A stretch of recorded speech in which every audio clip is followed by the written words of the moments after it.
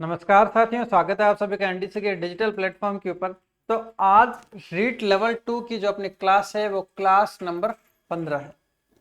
ठीक है,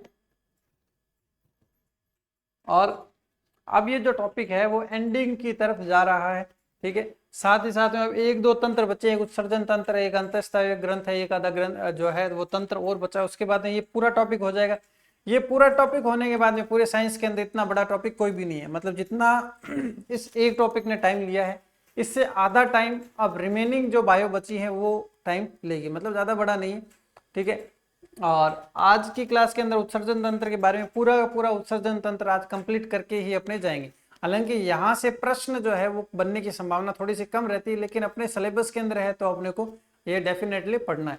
ठीक है, और ये तंत्र अगर अपने मेंस के अंदर जो लगेगा, मतलब थर्ड ग्रेड में लगेगा, तो भी प्रश्न अपने ये टॉपिक अपने को वापस उसके बाद में पढ़ने की जरूरत नहीं पड़ेगी, क्योंकि पूरा का पूरा जो कवरेज अपने इसके अंदर कर लेंगे। मतलब गाइड भी इसके अंदर कवर्ड है, एनसीईआरटी तो नो डाउट पूरी की पूरी अपनी कवर इसके अंदर की गई है। ठीक है, तो चलिए फिर स्टार्ट करते हैं। देखो, सबसे पहली बात कि उत्सर्जन तंत्र होता क्या है। ठीक है, देखो उत्सर्जन तंत्र क्या है कि शरीर के अंदर हमने खाना खाने के बारे में बात कर ली, खाना पचाने के बारे में बात कर ली। ठीक है, उसके बाद में पूरे डाइजेशन की हमने बात कर ली। ठीक है, ब्लड के अंदर ऊर्जा कैसे पहुंचती है उसकी भी बात कर ली। मतलब अंदर होने वाले काम तो हमने सारे समझ लिए, लेकिन कुछ चीजें ऐसी भी होती है जो अपशिष्ट पदार्थ होते हैं, मतलब जो अपने यूजफुल नहीं होती, वो अपने को शरीर से बाहर निकालनी पड़ती है। तो बाहर निकलने का क्या प्रोसेस है, कौन सी चीजें अंदर रहती है, कौन सी चीजें जो है वो बाहर रहती है, उसके बारे में अपने को जानकारी होनी चाहिए। और उत्सर्जन का मतलब, देखो अवशोषण का मतलब होता है अंदर लेना, मतलब अवशोषित करना, कोई चीज को ग्रहण करना। ठीक है, जैसे खाना खाया, अब उसके अंदर जो ग्लूकोज होगा वो शरीर के अंग क्या करेंगे, एब्जॉर्व करेंगे, मतलब अवशोषण करेंगे। और जो शरीर के अंग डाइजेस्ट नहीं कर पाते वो क्या कर देते हैं, वो उत्सर्जित कर देते हैं, मतलब त्याग कर देते हैं, उनको बाहर निकाल देते हैं। तो उत्सर्जन मतलब अनुपयोगी पदार्थों का बाहर निकलना क्या होता है, अपना उत्सर्जन कहलाता है। अब उत्सर्जित पदार्थ क्या क्या हो सकते हैं, देखो नाइट्रोजन के जो अपशिष्ट पदार्थ जो होते हैं वो सारे अपने क्या होते हैं, जैसे नाइट्रोजन अपशिष्ट पदार्थ बोला जाता है, जैसे यूरिया, ठीक है, यूरिक अम्ल, ठीक है, और यूरिन जैसे हम त्याग करते हैं, पसीना शरीर से जो निकलता है वो क्या है, वो अपना उत्सर्जित पदार्थ अपना वो होता है। ठीक है, अब पूरा पूरा इसके बारे में पढ़ना पड़ेगा। देखो इंसान का उत्सर्जन अलग होता है, जानवरों का अलग होता है, अब पानी में रहने वाले हैं उनका थोड़ा अलग उत्सर्जन होता है, आसमान में उड़ते हैं उनका उत्सर्जन थोड़ा सा अलग लेवल पर होता है, अलग तरीके से होता है। ठीक है, एक चीज जो मैं पहली क्लास से बोल रहा हूँ कि हमने इन जो मशीनों को बनाया, लेकिन जो अपने गॉड हैं, मतलब जो अपने भगवान हैं, उन्होंने अपने को बनाया। जैसे हम मशीनों को मशीनों की तरह बना रहे हैं काम के लिए, वैसे ही भगवान ने अपने शरीर के अंदर ऐसी मशीनें डाली है जिससे अपने भी एक पूरे मशीन की तरह लगते हैं। ठीक है, अब देखो पूरा का पूरा नेचर के अंदर देखो सेटिंग इस तरीके से की गई है, मतलब पूरा बैलेंस किया गया है। देखो जैसे इंसान जमीन पर रहता है, ठीक है, और पानी के अंदर मछलियां, ठीक है, और पक्षी रहते हैं आसमान में। ठीक है, मतलब ये जो तीन जो मैंने आपके सामने लिखे हैं ये अलग अलग जगह पर रहते हैं। ठीक है, पक्षी आसमान में, इंसान जमीन पर, और जल के अंदर कौन रहता है, ये मछलियां या फिर जो ऑर्थोपोडा वर्ग के जो भी होंगे, या फिर जो अलग अलग अपने वर्ग के अंदर बांटे गए मोलस्का वगैरह होंगे, वो जल के अंदर रहते हैं, मतलब जनरली। अगर देखो पक्षी जब उड़ता है तो वो भी उत्सर्जित पदार्थ का उत्सर्जन करता है, वो किसी न किसी इंसान के ऊपर आकर गिर जाता है। लेट अस सपोज वो चीज बहुत ज्यादा खतरनाक होती तो इंसान के ऊपर गिरती, इंसान तो बीमारी से मर जाता। इसका मतलब जो पक्षी होंगे उनका जो उत्सर्जित पदार्थ होगा वो ज्यादा हानिकारक नहीं होगा। ठीक है, अब देखो जैसे मछलियां होती है, मछलियां जब कुछ उत्सर्जन करती है तो वो पानी के अंदर करती है, पानी के अंदर करती है, इसका मतलब किसी और के ऊपर तो वो जाकर नहीं गिरेगा। इसका मतलब कि जो चांस है वो चांस ऐसा है कि पानी के अंदर जो जीव होते हैं उनका उत्सर्जित जो पदार्थ होगा वो थोड़ा सा क्या होगा, वो थोड़ा सा हार्मफुल होगा, मतलब नुकसानदायक होगा। अब जैसे इंसान है ये न्यूट्रल है बीच में, तो आपने सुना होगा कि जैसे यूरिन अपने को ज्यादा देर तक रोक कर नहीं रखना चाहिए, अगर ज्यादा देर तक रोका जाए तो वो एक जहरीले पदार्थ के रूप में कार्य करता है। ठीक है, मतलब लगभग 4 घंटे इसका टाइम होता है, 4 आवर। ठीक है, 4 घंटे के बाद में वो क्या करने स्टार्ट कर देता है, वो संक्रमण करना स्टार्ट करने लग जाता है। जहर बनाना स्टार्ट कर देता है। इसीलिए क्या कहा जाता है कि रोकना नहीं चाहिए, ठीक है। उसका रीजन ये है कि है तो पूरे शरीर का अपशिष्ट पदार्थ, अगर उसको ज्यादा देर शरीर के अंदर रखेंगे तो उसके अंदर क्या हो जाएंगे, संक्रमण होना स्टार्ट हो जाएगा। तो इसका मतलब 3 पार्ट जो डिवाइड किए गए हैं वो किसी ना किसी बेस के ऊपर डिवाइड किए गए। तो ये जो कहानी जो स्टार्टिंग के मैंने आपको बताई है, ये आपको आगे के पार्ट में बहुत ज्यादा यूज आएगी, क्योंकि याद करना इतना ईजी नहीं है इनको, ठीक है।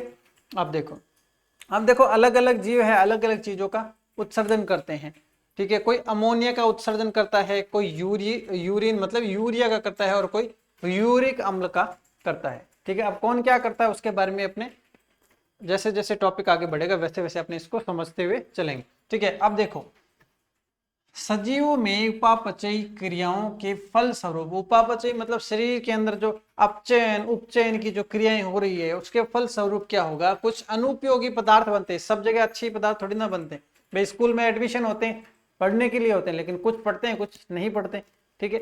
तो वैसे ही शरीर के अंदर भी वही चीजें हैं, उपापचय क्रियाएं कुछ अच्छी होती है, कुछ अनुपयोगी पदार्थ होते हैं, वो अपने को बाहर निकालने होते हैं। इन पदार्थों को अपशिष्ट या उत्सर्जी पदार्थ कहते हैं। इन अपशिष्ट पदार्थों को बाहर निकालने का कार्य जो होता है वो कौन करता है, वो करता है उत्सर्जन तंत्र। इसको क्या कहते हैं, इसी को उत्सर्जन कहते हैं, मतलब कि बाहर निकालने को, ठीक है। अभी देखो उत्सर्जी पदार्थ क्या है, प्राणियों में उपापचयन द्वारा CO2 मतलब कार्बन डाइऑक्साइड, जल, नाइट्रोजन अपशिष्ट पदार्थ जैसे अमोनिया, यूरिया, यूरिक अम्ल आदि बनते हैं। मतलब ये चीजें बनती है अलग अलग लोगों में, अलग अलग इंसानों के अनुसार, अलग अलग जीवों के अनुसार ये अलग अलग चीजें जो हैं वो बनती है। किसी में यूरिक अम्ल बन रहा है, किसी में अमोनिया बन रहा है, और किसी में यूरिया बन रहा है, ठीक है।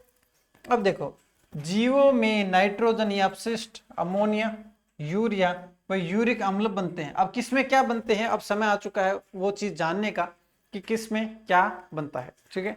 चलो फिर आगे। अब देखो यहां पर है अमोनोटेलिक, यूरियोटेलिक, मतलब यहां पर अमोनिया पाया जाएगा, यहां पर यूरिया पाया जाएगा, ठीक है। और यहां पर यूरिकोटेलिक, मतलब ये तीनों चीजों के बारे में अपने को यहां पर समझना पड़ेगा, ठीक है। अब सबसे पहले अपनी बात आती है, सबसे पहले बात जो है वो आती है अमोनियोटेलिक।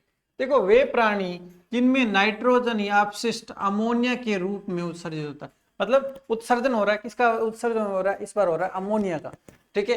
तो अमोनियोटेलिक कहलाते हैं। अमोनिया विषैली व जल में घुलनशील होती है। आप समझ जाओ जल में घुलनशील होती है, इसका मतलब कुछ ऐसी व्यवस्था करेंगे कि नुकसान भी ना हो और मतलब निपटान भी पूरा का पूरा हो जाए, मतलब अवशोषण भी खत्म भी हो जाए, मतलब उसका इलाज पूरा का पूरा फिनिश हो जाए। मतलब कि देखो इसके अंदर क्या है, अमोनिया गैस, अमोनिया का जो है उत्सर्जन होता है। अमोनिया क्या होती है, विषैली गैस है, और लेकिन जल में घुलनशील है, ठीक है। जैसे हर चीज का कोई ना कोई इलाज होता है। जैसे भगवान राम और रावण जब आपस में लड़ रहे थे तो भगवान राम क्या कर रहे थे, तीर मार रहे थे, और कोई भी उनके पास में इलाज नहीं था, क्योंकि तीर मारते लेकिन फिर से रावण जिंदा हो जाता, लेकिन उसका भी कुछ ना कुछ इलाज था, उसको कहां पर तीर मारना पड़ा था। उसी तरीके से साइंस के अंदर भी अमोनिया विषैली गैस है, लेकिन तीर तो मारना पड़ेगा, ठीक है। तो तीर कहां पर लगेगा कि ये जल में क्या है, जल में घुलनशील होती है, तो चलो फिर इसको जल में घोल देंगे।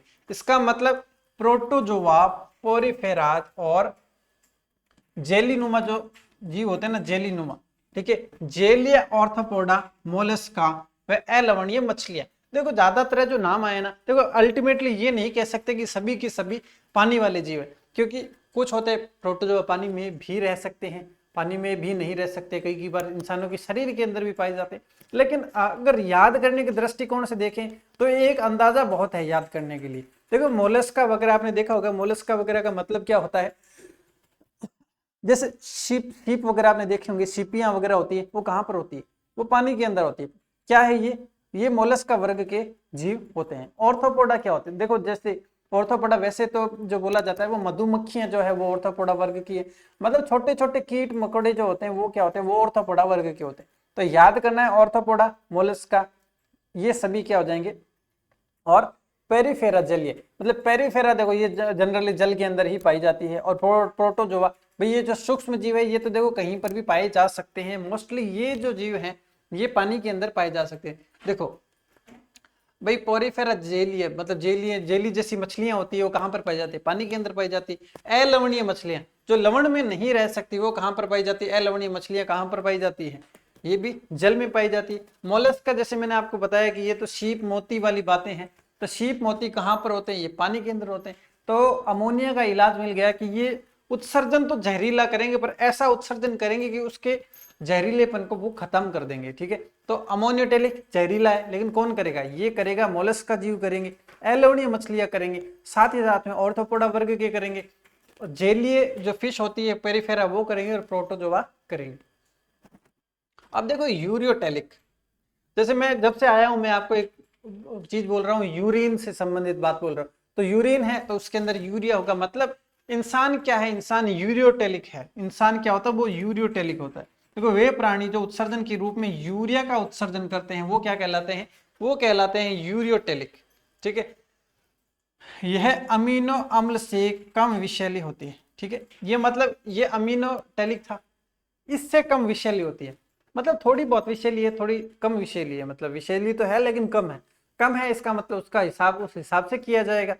इंसान धरती के ऊपर रहता है, कम विषैली है तो कभी भी उसका त्याग कर सकता है, इसीलिए कम विषैली वाला किसको दे दिया? स्तनधारी प्राणी, मतलब स्तनधारी जो भी है, जैसे इंसान हो गए, गाय भैंस बकरी, ये सब क्या है? ये है स्तनधारी। तो स्तनधारी सारे यूरियोटेलिक होते हैं। ठीक है, उसके अलावा देखो मेंढक। ठीक है, अब मेंढक यूरियोटेलिक है, देखो कैसे याद करेंगे।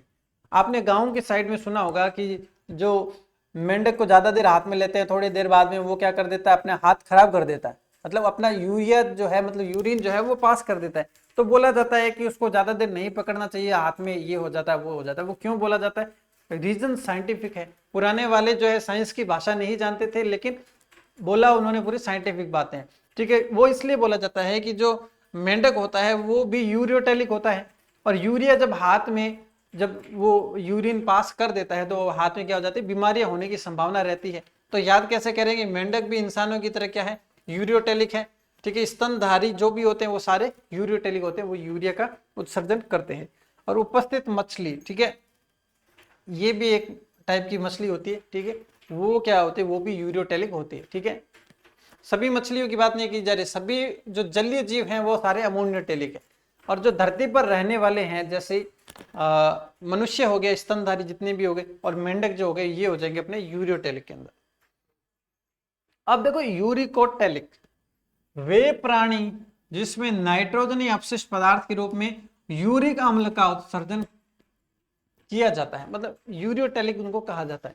मतलब जैसे पक्षी है ना, वो यूरियोटेलिक है। बस इतना सा ध्यान रख लो कि यूरियोटेलिक हानिकारक नहीं है। हानिकारक नहीं है इसका मतलब या तो धरती पर होगा या फिर आसमान में होगा। अब देखो धरती के ऊपर है वो थोड़ा सा तो हानिकारक है, ये तो यूरिक अम्ल है, यूरिक अम्ल बिल्कुल भी हानिकारक नहीं है। इसका मतलब किसी के ऊपर कर दिया तो कोई दिक्कत वाली बात नहीं है।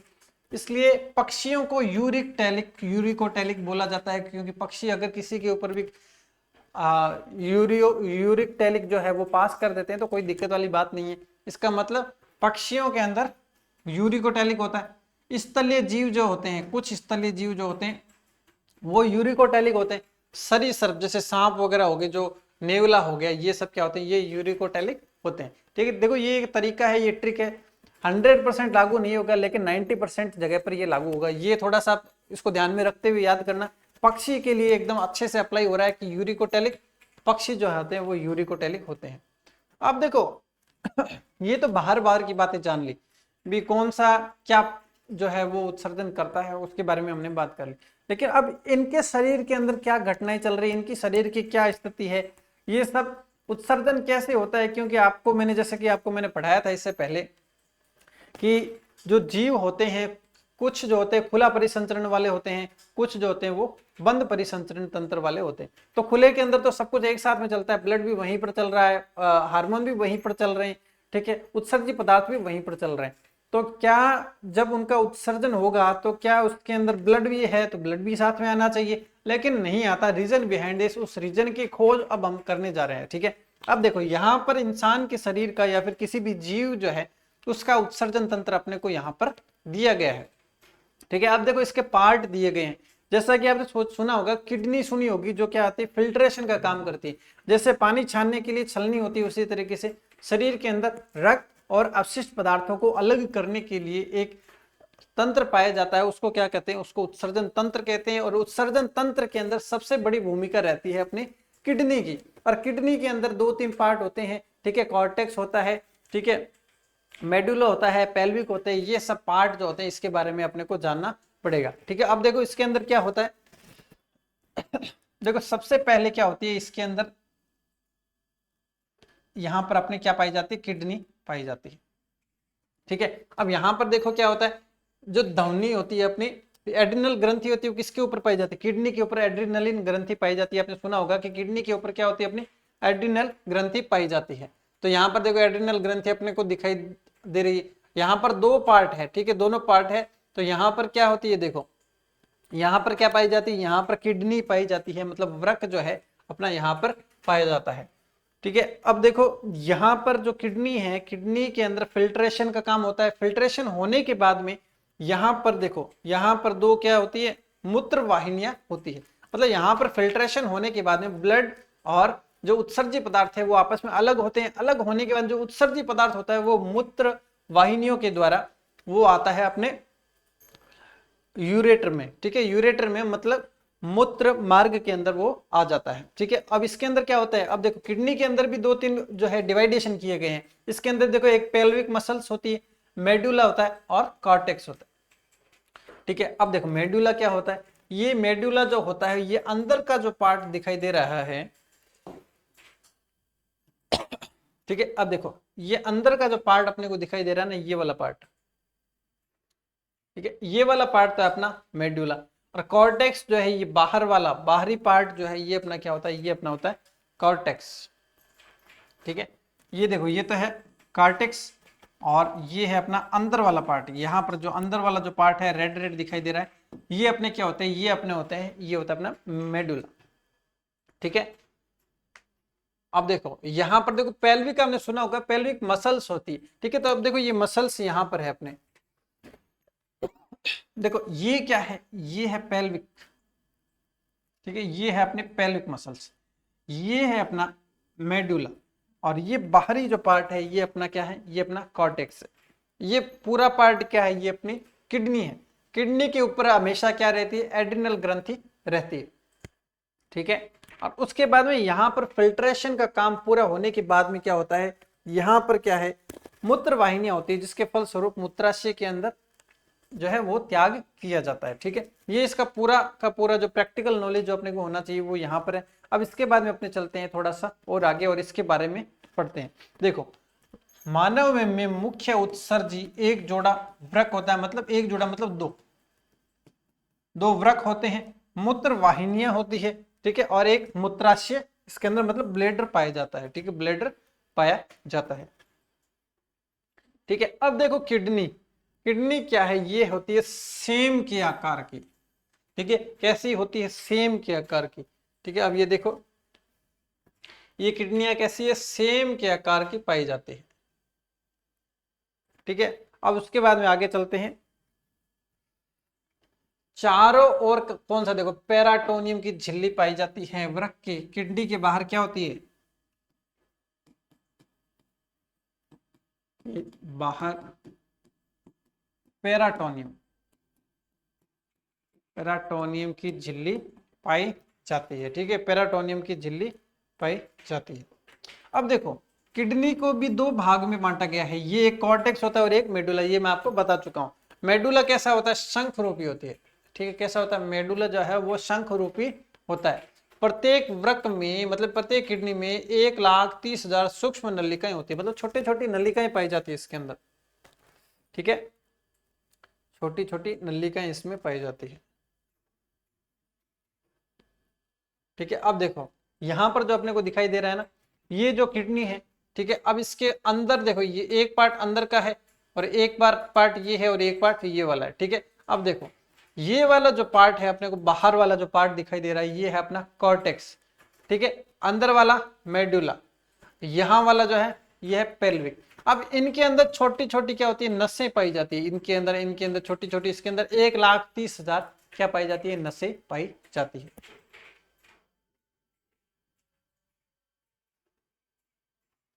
ठीक है, सूक्ष्म नलिकाएं होती है जिनको क्या कहते हैं, नेफ्रॉन कहते हैं। ये अपने को याद होना चाहिए। छोटी छोटी जो नलिकाएं पाई जाती है उनको क्या बोला जाता है, नेफ्रॉन बोला जाता है। अब ये नेफ्रॉन को भी थोड़ा सा जूम करके जब देखा तो पता चला कि नेफ्रॉन एक प्याले नुमा संरचना है। देखो नेफ्रॉन क्या होती है, प्याले नुमा संरचना होती है। इसके अंदर क्या होता है, ब्लड जाता है, ब्लड यहीं पर छनता है, ठीक है, यहीं पर ब्लड छनने का कार्य करता है, जिससे क्या बोलते हैं, वोमेन संपुट बोला जाता है। यह वृक्क के कॉर्टेक्स भाग में स्थित होता है।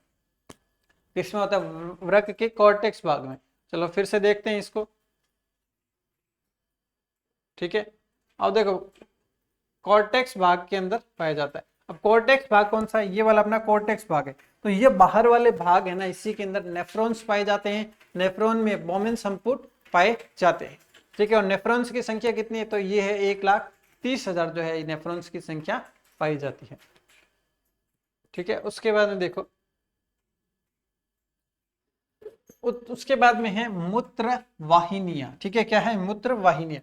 यह है नलिका नुमा संरचना होती है। कैसी नलिका नुमा संरचना होती है, ये जैसे ये देखो यहाँ पे, ये देखो ये जो संरचना है यहाँ पर जो दिखाई दे रही है, ये क्या है, ये अपनी मूत्र वाहिनी है, जिसका प्रारंभिक भाग पेल्विक से तथा अंतिम भाग मूत्राशय से जुड़ा होता है। मूत्राशय क्या, ये एक थैली नुमा संरचना है जो कि जिसकी कैपेसिटी कितनी है, 700 ml, ठीक है।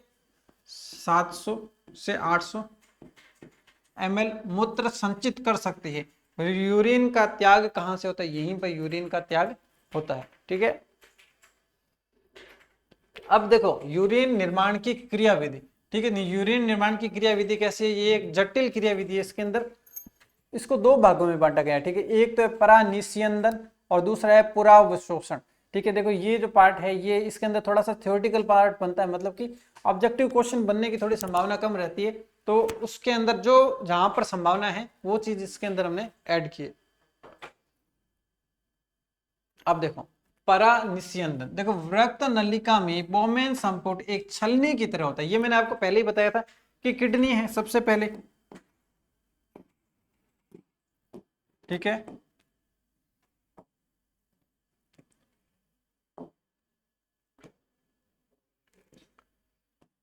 देखो सबसे पहले किडनी है, किडनी के बाद में क्या है, कॉर्टेक्स है। कॉर्टेक्स के अंदर क्या है, नेफ्रॉन्स है। नेफ्रॉन्स के अंदर क्या पाया जाता है, वोमेन संपुट पाया जाता है। वोमेन संपुट कैसा होता है, ये एक कटोरे के आकार का होता है, जो क्या करता है, फिल्ट्रेशन का काम करता है। इसमें अभिवाही धमनियां यूरिन युक्त धमनी का यूरिया युक्त रुधिर लाती है।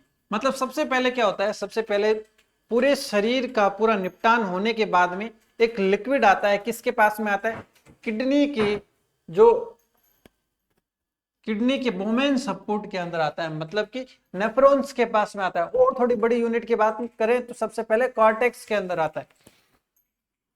और यूरिया युक्त मतलब यूरिया भी है उसके अंदर और रुधिर भी है।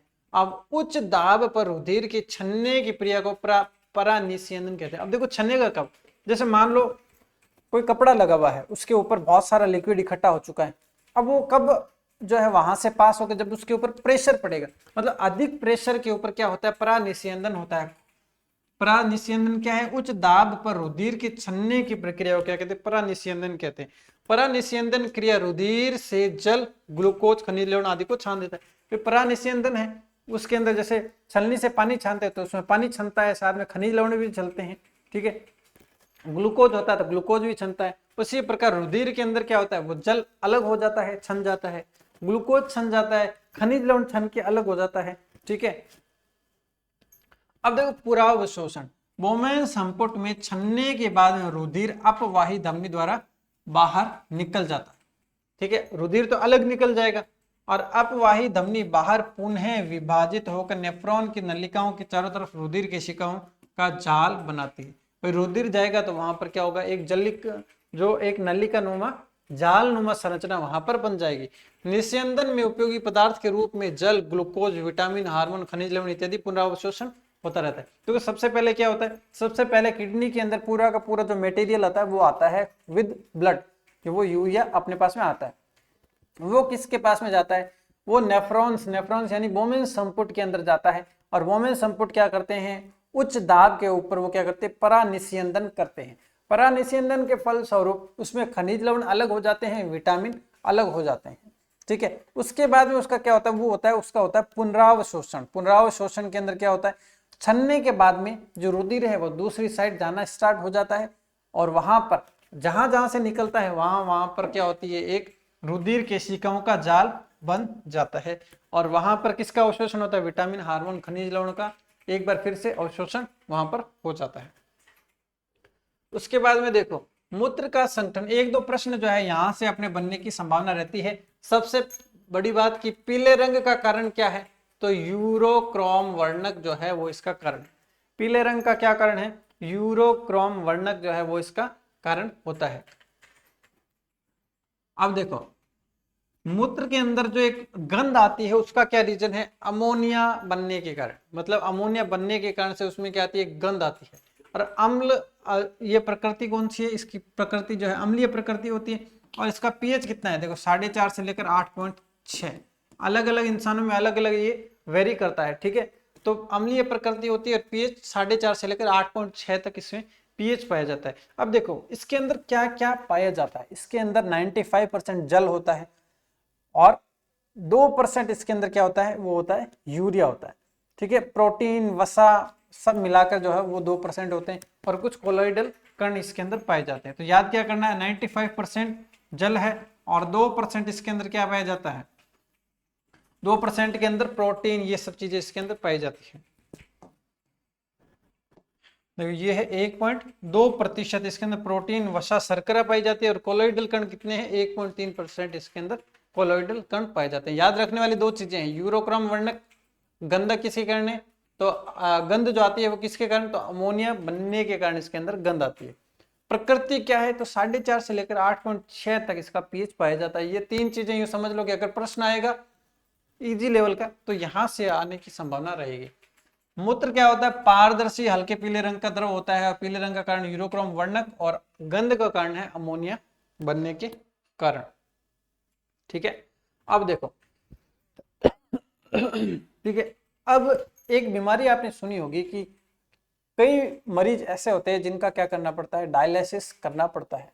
मतलब उनके अंदर गुर्दे जो होते हैं, मतलब कि जो किडनी होती है वो खराब हो जाती है, जिसके फलस्वरूप ब्लड जो है वो मूत्र के साथ में ब्लड का भी स्त्रवण होने लगता है, यूरिन के साथ में ब्लड भी आने लगता है।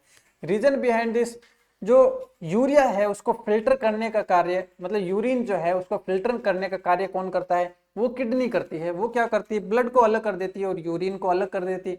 लेकिन जब गुर्दे या फिर किडनी पर्टिकुलर सही ढंग से कार्य करना बंद कर दे तो उस कंडीशन के अंदर वो ब्लड को यूरिन को अलग नहीं कर पाती, फलस्वरूप क्या होता है, यूरिन के अंदर ब्लड आना स्टार्ट हो जाता है, और उसी बीमारी को क्या कहते हैं, हीमोडायलिसिस इसको बोला जाता है, ठीक है।